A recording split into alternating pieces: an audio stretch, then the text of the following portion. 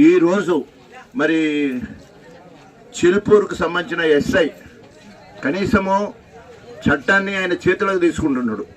అది వాళ్ళ పోస్ట్ ఏదైతే ఉందో రాజ్యాంగానికి కట్టుబడి, ప్రజాస్వామ్యానికి కట్టుబడి, మౌలిక విలువలకు కట్టుబడి, మరి రైతుల కోసము, అదేవిధంగా రైతులు పడుతున్న బాధలను దృష్టిలో పెట్టుకొని శాంతియుతంగా, ప్రజాస్వామ్యబద్ధంగా, అహింస మార్గంలో మేము ఈరోజు పాదయాత్ర చేస్తున్నాం. దయచేసి ఒక్కసారి చూడండి, ఎక్కడ కూడా ఎంత కూడా డిస్టర్బెన్స్ లేకుండా పోయినప్పుడు పోలీసుల ప్రొటెక్షన్ మాకు కావాలని కూడా మేము అడగల.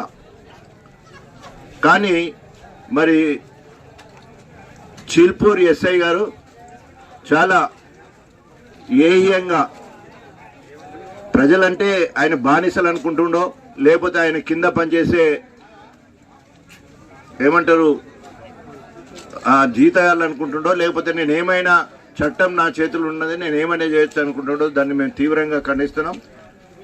బిడ్డ ఎస్ఐ రాసి పెట్టుకో, ఇప్పటికే చాలా కేసులలో చిల్పూర్ మండలంలో సోషల్ మీడియా వారియర్స్గా పనిచేసిన వాళ్ళను బెదిరించడము, అక్రమంగా కేసులు పెట్టడము, రోజుల తరబడి పోలీస్ స్టేషన్లకు తిప్పుకోవడము, అకారణంగా చేయి చేసుకోవడం జరుగుతూ ఉంది. ఇక ఎన్నో రోజులు కాంగ్రెస్ పాలన ఉండదు.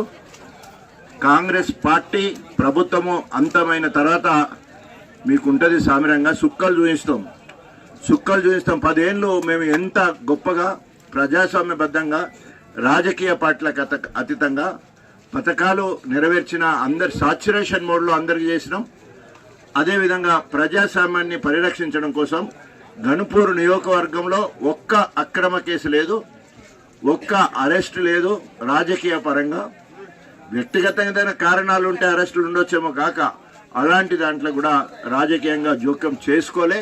10 ఏళ్ల పాలన ఇప్పటికీ ప్రజలు గుర్తు చేసుకుంటున్నారు.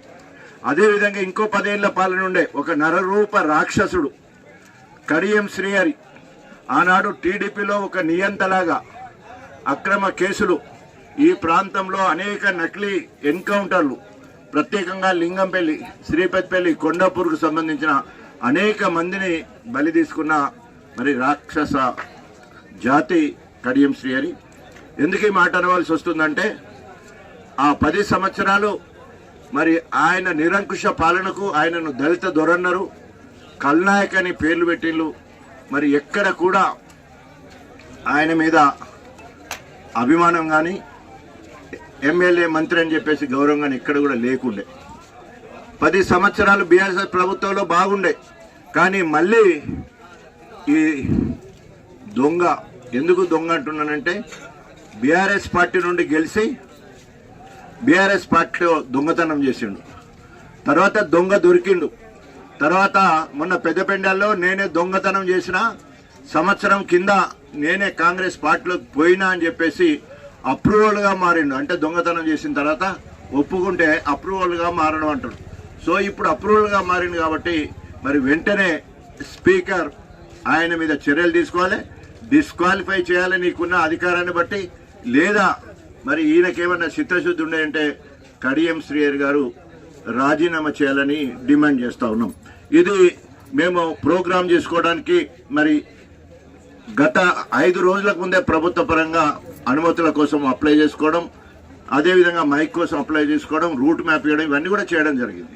సో శాంతియుతంగా, ప్రజాస్వామ్యబద్ధంగా, అహింసా మార్గంలో కేసీఆర్ గారు ఏ రకంగానైతే ఒక్కడిగా మొదలుపెట్టి తెలంగాణ ఉద్యమాన్ని నడిపించి తెలంగాణను సాధించిండో, గణపురం త్యాగాల పునాదుల మీద తెలంగాణ రాష్ట్రాన్ని సాధించడానికి గణపురంలో ఎప్పుడు కూడా లొల్లులు లేవు. సో దయచేసి ఈరోజు దాదాపు మరి ఒక మనిషి పాదయాత్రలు కానీ ఇట్లాంటి పెట్టినప్పుడు ఎక్కువ 12 కిలోమీటర్ల నుంచి వెళ్ళి 15 కిలోమీటర్లు ఒక రోజుకు పెట్టుకుంటాం. కానీ ఒక్కరోజే పూర్తి చేయాలనే ఉద్దేశంతో 24-25 కిలోమీటర్లు మనం ఒకటే రోజు పెట్టుకొని ఓడగొట్టాలనుకున్నాం.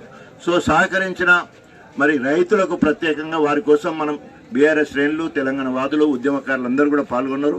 వాళ్ళందరికీ నమస్కారాలు తెలియజేసుకుంటూ సాయంత్రము 5 కానీ 6 కానీ 7 గంటల వరకు కూడా మనము పక్కా గోదావరి తల్లిని మరి తల మీద చల్లుకునే ఇక్కడి నుంచి వెళ్ళి మనం వెళ్ళాలని చెప్పేసి మరి కరుడు కట్టిన బీఆర్ఎస్ శ్రేణులందరికీ కూడా నేను పిలుపునిస్తా ఉన్నాను.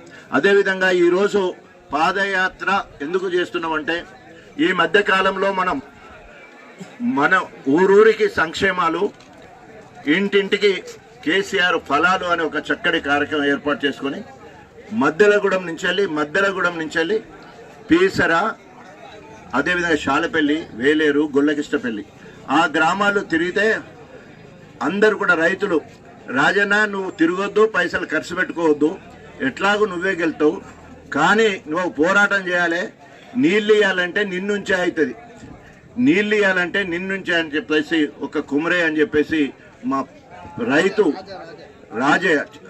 పీసరల రాజయ్య అన్నట్టయినే మరి బీఆర్ఎస్ పార్టీ మీటింగ్లకు వచ్చి సార్ మీరు ఎట్లా గెలుతారు వాని సంగతి తెలిసిపోయింది.